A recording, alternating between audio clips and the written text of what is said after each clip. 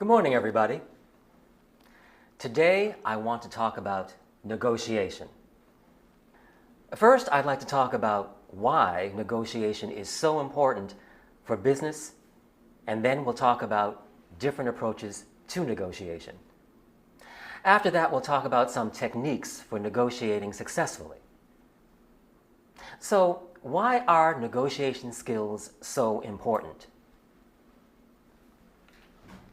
Every time you need to resolve a problem or reach an agreement with other people, you need to be able to negotiate. We need to negotiate every day with our coworkers, our boss, and people from other businesses, right? So negotiating is a skill that you will use often as a professional. And knowing how to negotiate well will help ensure your success in business. The problem is that many people are not very good negotiators. That's because many people perceive only two approaches to negotiation: the hard approach and the soft approach.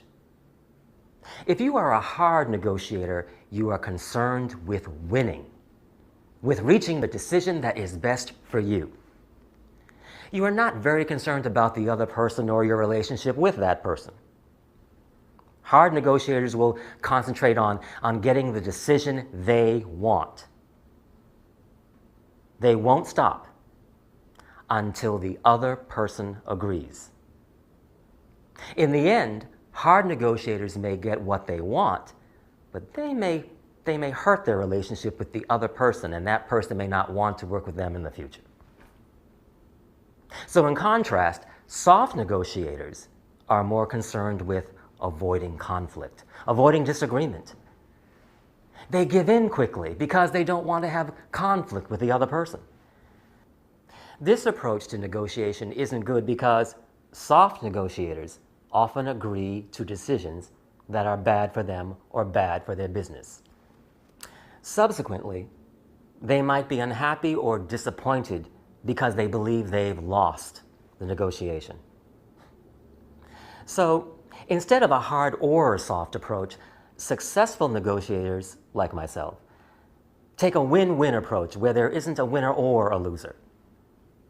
In the win-win approach, negotiators try to confer on a decision, to agree on something that benefits both sides involved. They also try to keep a good working relationship with each other so they can continue to work together in the future. So how do you suppose they can do this? How can you negotiate a solution that is a win-win for both people? Well, there are two important techniques that will help you to do this. The first technique is to listen and to understand. To listen and to understand each other's side of the problem. The second technique is to work together to reach a solution that is good for both people. Let's look at an example. Imagine you work for a company that makes clothing. To make your clothing, you need to buy fabric from another company. Now, let's say you like to buy fabric from Joe, because his company makes good fabric and they sell it at a fair price. But recently, you've had a problem. The problem is that Joe's company has been late sending you the fabric that you need. This is causing you problems because then your company can't make your clothing on time. So what should you do? The first thing you need to do is to make sure you understand each other's side of the problem. To do that, you need to listen carefully to each other. So first, you should listen carefully to Joe's side of the problem. Joe might say, "Oh, we're having problems with output because the machines at my company are so old," and so on. Don't interrupt him or talk about your side of the problem.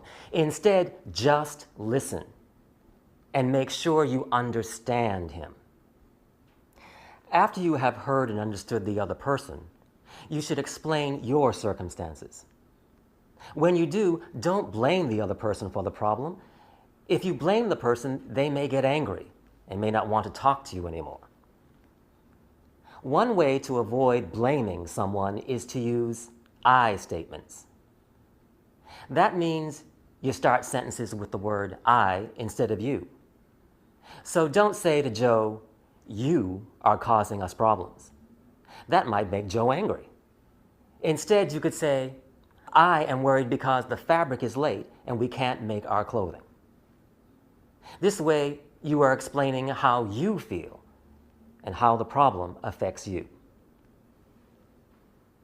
Now that you've both listened and explained your sides of the problem, you are ready to find a solution together. This step can be difficult because each person may want a different solution. But instead of arguing for your solution, you should talk about all the possible solutions and then agree on one that is good for both of you.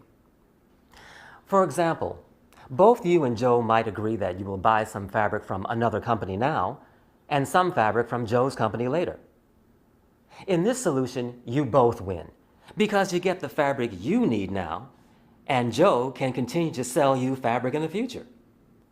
So as you can see, if both people in a negotiation try to understand each other and work together, then both of them can win and feel happy with the solution.